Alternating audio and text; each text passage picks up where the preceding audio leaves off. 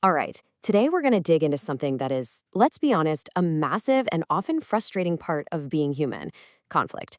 We're going to explore this through the eyes of a philosopher, J. Krishnamurty, who had a pretty radical idea about where it all comes from. So let's get right into it. I mean, it's a question we all have to ask, right? You look around, and conflict just seems to be everywhere. It's in our personal lives with the people we love, it's in our communities, and of course, it's on the world stage with nations clashing. It feels like a constant. But what if it's not? What if, as Krishnamurti suggested, there's a single hidden source for all of it that we're just not seeing? Krishnamurti really dedicated his entire life to this question. And what he came up with was, well, it was incredibly simple. He believed that all conflict, from a tiny spat to a full-blown war, grows from the exact same seed. And there it is. For Krishnamurti, this wasn't about some complicated struggle between good and evil or who's right and who's wrong. No, the equation was much more basic, almost like a law of nature. If you have division, you will have conflict. It's an inevitable result. And once he points it out, you start to see this division literally everywhere, don't you? We see it on the grand scale, nations, religions, political parties. But Krishnamurti argued that all of that big stuff, it's just a symptom. The real starting point, the most important division of all, is the one we create on the smallest scale: the division between you and me. So here's the crucial twist. This division isn't really out there in the world. It starts inside our own heads. It's something we create, which of course leads to the next big question. Okay, if we're creating it, what part of our mind is the culprit? Who's the architect behind all this separation? Well, Krishnamurti gave this architect a name. He called it the observer. Now think of this as a voice inside your own head, a part of your consciousness that's always running in the background, constantly shaping how you see things and, as we're about to find out, building these walls of conflict. So what is this observer, really? Well, it's basically the sum total of your past. Every memory, every experience you've ever had, all your knowledge, your hurts, your joys, all of it gets bundled together. And that bundle acts like a powerful filter or a pair of colored glasses that you look at the present moment through. And this gets really personal, really fast. The observer is your sense of I, your ego. It's your upbringing, your culture, your traditions. It's that old argument you can't quite let go of. Essentially, it's your entire past, alive and well, operating in the here and now. And this quote just nails it. It's so simple but so powerful. Every time you think you're just looking at reality as it is, Krishnamurti says, nope, you're actually seeing it through the eyes of your own history. Your past is doing the observing.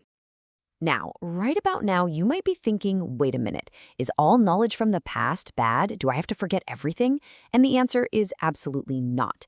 This is where Krishnamurti makes a really brilliant distinction. To get what he means by the observer, we have to understand that there are two totally different kinds of knowledge. Okay, so on one side, you've got functional knowledge. This is the essential stuff: how to speak a language, drive a car, do your job. It's practical, it's necessary, we need it to live. But then there's psychological knowledge. And this is where the trouble starts. This is when we bring our bag of memories, our past hurts, and the images we've built up about people into our relationships. Holding on to that grudge from something that happened last month, that, Krishnamurti says, is the kind of knowledge that builds walls and creates all the trouble. So let's actually walk through how this happens. How does this observer use psychological knowledge to systematically build these walls between us? It's a surprisingly straightforward process, almost like a formula. Okay, so it happens in 4 steps. First, the moment you meet someone, your observer creates an image of them based on your past. Maybe they said something once that annoyed you, or they remind you of someone else. Step 2, that image immediately creates a division. It's not you and the actual person anymore. It's you and your idea of that person. Step 3, this makes any real relationship impossible. How can you connect with someone when you're really just interacting with your own memory of them?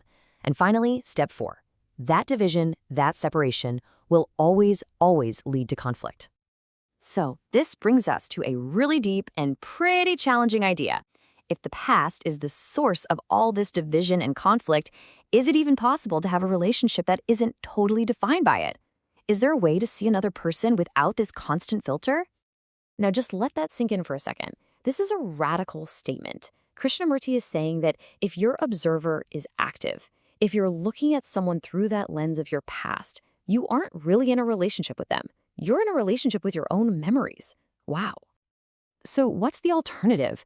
He called it freedom from the known. It's this idea of being able to meet another person, and really the whole world, with a sense of newness in each moment, without that constant running commentary of judgment and memory from the observer. So, we've laid it all out. We've seen the problem, division. We've identified the source, the observer. We've even looked at the mechanics of how it creates conflict.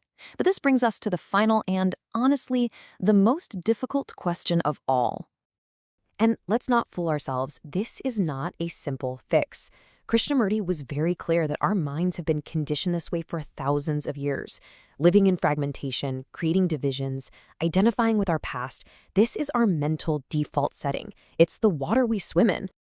So the whole thing boils down to this one profound challenge.